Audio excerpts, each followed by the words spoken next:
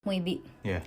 hati-hati banget deh buat perempuan yang kalau lagi mens. Karena kalau perempuan lagi mens itu tuh biasanya kayak makhluk halus tuh malah jadi lebih pengen buat nampakin diri gitu loh. Iya, gue pernah denger sih, Bi.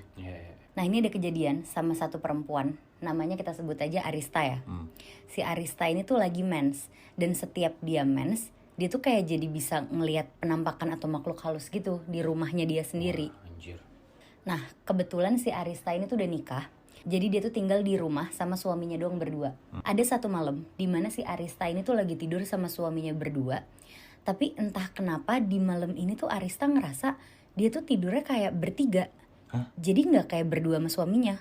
Karena dia ngerasa di sebelah suaminya dia itu ada kayak sosok lain lagi. Awalnya si Arista tuh kayak ngediemin aja lah, dia bener-bener gak cerita apa-apa ke suaminya. Sampai akhirnya di malam itu dia lagi tidur nih sama suaminya, kayak udah lelap banget tidurnya. Dan posisinya tuh lagi pelukan gitu sama suaminya. Terus pas lagi pelukan sama suaminya, si Arista tuh ngerasa kok suaminya kayak wangi banget melati. Pokoknya tuh kayak wangi melatinya tuh yang kayak kenceng banget gitu loh. Dan ternyata pas dia buka matanya Muibi, si Arista ini tuh lagi pelukan sama sosok kuntilanak. Anjir. Dan akhirnya dia langsung teriak-teriak histeris. Akhirnya mereka berdua pergilah ke Pak Ustadz. Terus pas mereka pergi ke Pak Ustadz, akhirnya si Arista didoa-doain dan Muibi. Iya.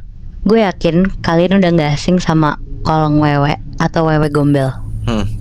Sosok yang dari dulu tuh terkenal katanya suka nyulik anak-anak kecil kalau masih berkeliaran pas waktu-waktu maghrib gitu. Gue kira awalnya ini tuh semacam dongeng aja yang dikasih setiap malam sama orang tua ke anak-anaknya, biar gak pulang kemalaman gitulah kalau main. Tapi ternyata di beberapa daerah ada yang benar-benar percaya sama sosok makhluk halus ini. Salah satunya si pengirim cerita kali ini.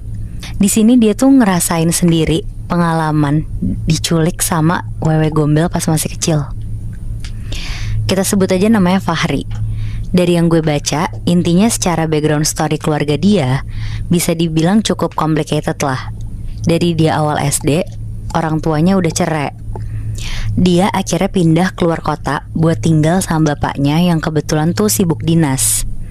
Dan gara-gara itu juga, Fahri bisa dibilang gak dapat perhatian banyak lah dari bapaknya ini. Jadi dia tinggal sendiri? Betul.